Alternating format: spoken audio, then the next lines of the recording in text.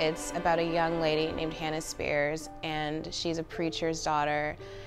And Malcolm-Jamal Warner, who plays Hamilton, her father, she absolutely adores him. And we see in the beginning of the movie that she's happy, and she sings the song, you know, Happy Day. Oh, happy day. Oh, happy day. Oh, happy day. Oh, happy day. When Jesus walked. When Jesus walked. When Jesus walked. When Jesus walked. When Jesus walked. Her dad, he ends up dying in a car accident.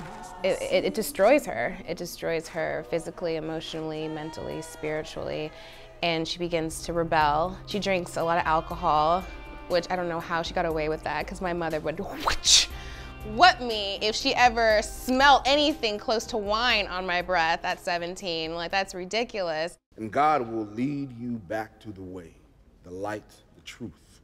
Just leave it to God. And it will truly be a happy day. I have a small congregation, pastor who loves the Word of God and loves being inspired and inspiring. I tend to really gravitate to characters who have, you know, a base human emotion of, you know, things wanting to be right, you know, wanting to make a difference. She went through my stuff, found the expansion plans. She's a train wreck. She's gonna wrap herself around a tree soon enough. Problem solved. And that may be, but we can't take the chance that she might know something. You take care of business. I'll take care of Hannah. Thank you, son. Marcus, pretty much, he'll do just about anything his father asks him to do. He was raised in the church, and pretty much with him, it's all about the power.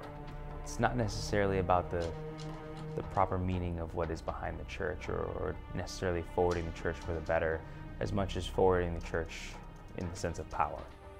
Dad hasn't been dead a month yet, and you all are just ready to cash in on everything he built. Clay and I have been trying to get the church back on track since your father died. Whatever. And then last night, embarrassing the church, embarrassing your father, what would he think? I was standing up for Dad. As Tamala Jones, I'm highly disappointed in Martha. I think that she is absolutely selfish, self-centered, weak, and totally in her own world. She's not even connected to her daughter, Hannah. Martha never really cared. She only cared about being the preacher's wife and sitting in the balcony and looking below amongst all the congregation and feeling like the queen. And I feel that she's let her daughter down. You know, Martha is more concerned with the material aspects of life more than she is love, which is what her husband was all about. He felt like it was better to have a church large in spirit, is one of my lines, than in size. And I personally, as myself, Tamala, I agree with that. Just so much change around here. Everything's different. Telling you, Clay, he does not do things the way your daddy did. Well, I'm just so happy that I still have the youth choir to run. Lucille is the executive assistant to Pastor Hamilton, who dies early in the movie, played by Malcolm-Jamal Warner. While she is efficient in the office and she has her clerical role to play, she's also the leader of the choir.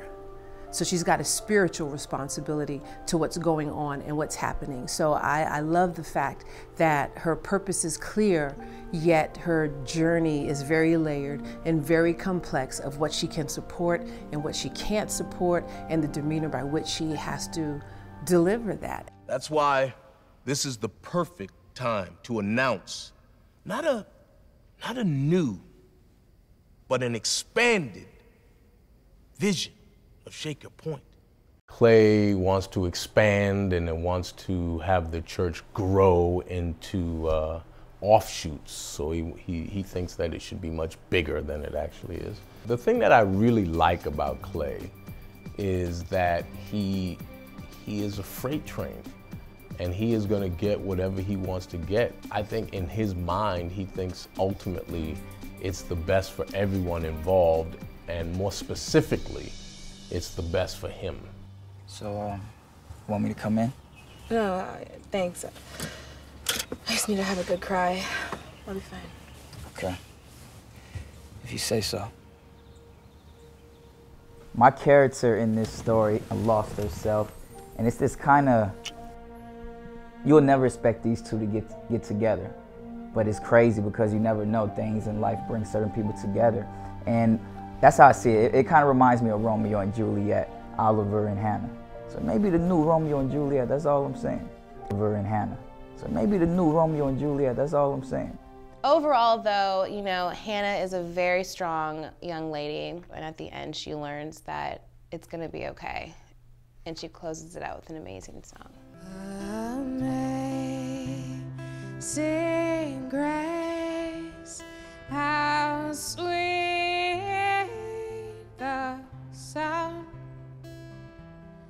that saved a wretch like me.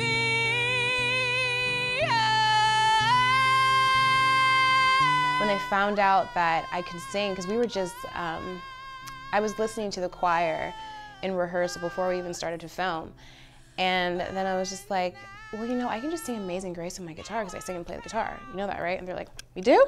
I mean, Shanika Knowles is an incredibly talented young actress who I think is going to do big things, not only in acting, but she's an incredible singer-songwriter, which we decided to make a big part of the film once we discovered that she had this talent.